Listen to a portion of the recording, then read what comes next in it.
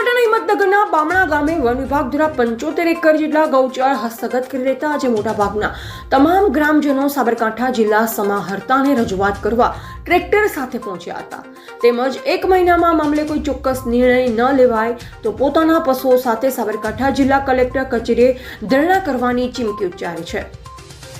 હિંમતનગર તાલુકાના બામણા ગામમાં 75 હેક્ટર ગૌચર ફોરેસ્ટ વિભાગે પચાવી પાડી વનીકરણની કામગીરી શરૂ થતાં ગ્રામજનોમાં રોષ ફેલાયો છે.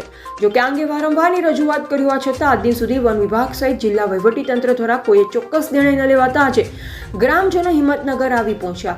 તેમજ નાયબ જિલ્લા સમાહર્તાને આવેદનપત્ર આપવા માટે વિવિધ પ્રકારના બેનરો સહિત સૂત્રોચ્ચાર સાથે પગપાળા રેલી યોજી તેમજ ન્યાય માટે અધિક કલેક્ટરને લેખિતમાં આવેદનપત્ર આપી રજૂઆત કરી.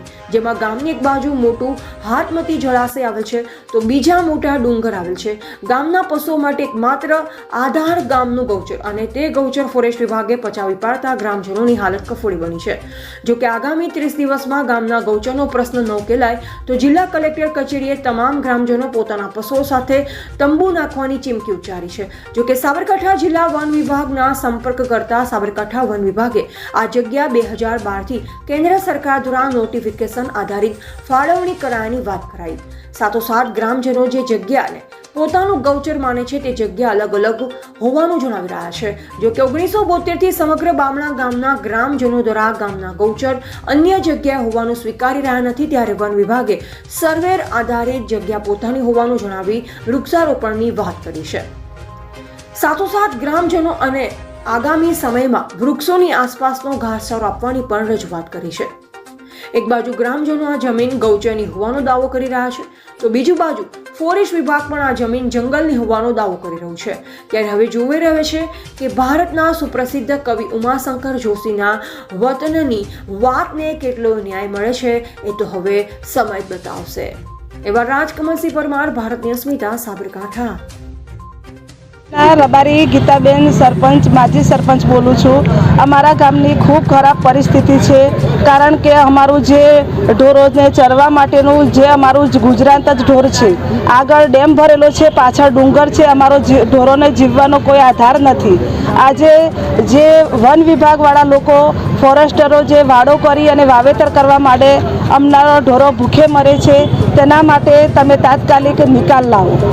આજે શું કર્યું અને ક્યાં રજૂઆત કરી? કલેક્ટર કચેરીમાં. વન વિભાગમાં ગૌચર અમારી આપી દે અને એમનો વન વિભાગવાળા એ લોકો એ જગ્યા છોડી દે. નહીં કરે તો અમે 1 મહિનાની અંદર ઢોર અને ગામ એકત્ર થઈ અને કલેક્ટર કચેરી આગળ પડાવ નાખીશું. ગામ એ સુપ્રસિદ્ધ ઉમાશંકર જોશીનું ગામ છે. આ ઉમાશંકર જોશીના ગામની સ્થિતિ અને ગામમાં રહેનારા સ્થાનિક ગ્રામજનોની સ્થિતિ આજે બહુ જ દયનીય સ્થિતિ છે.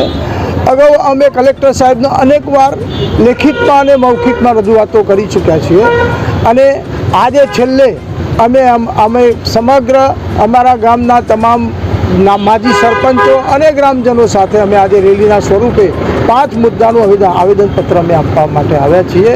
મુખ્ય મુદ્દો તો અમારો એ છે કે ગૌચરમાંથી વનીકરણ તાત્કાલિક હટી જવું જોઈએ. એકમાત્ર અમારો જીવવાનો આધાર હોય તો માત્ર ને માત્ર 592ની 75 એકર જમીન છે.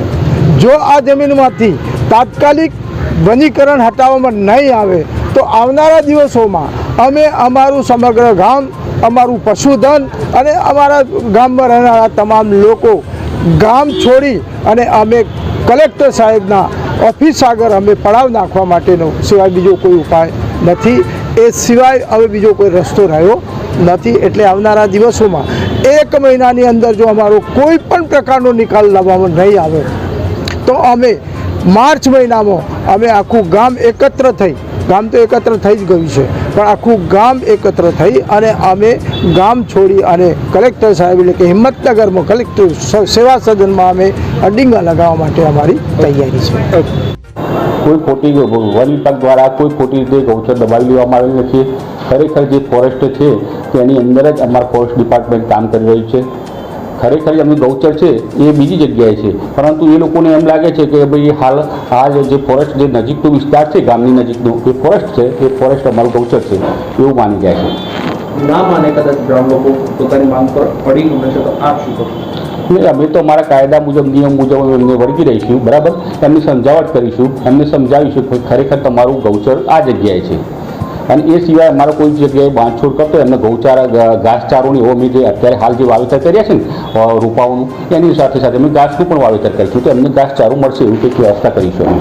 અત્યાર સુધી કોઈ રજૂઆત આવી આપણી સુધી? હા, રજૂઆત તો આવી છે, અને એ પ્રમાણે અમે જવાબ પણ આપ્યો છે, અને સ્થળ ઉપર અમારા સર્વેશ્રી જઈ અને તે વગર ગામ લોકોને બી બતાવ્યું છે કે ભાઈ આ ખરેખર આ ફોરેસ્ટ આટલું છે અને તમારું ગૌચર આ જગ્યાએ છે.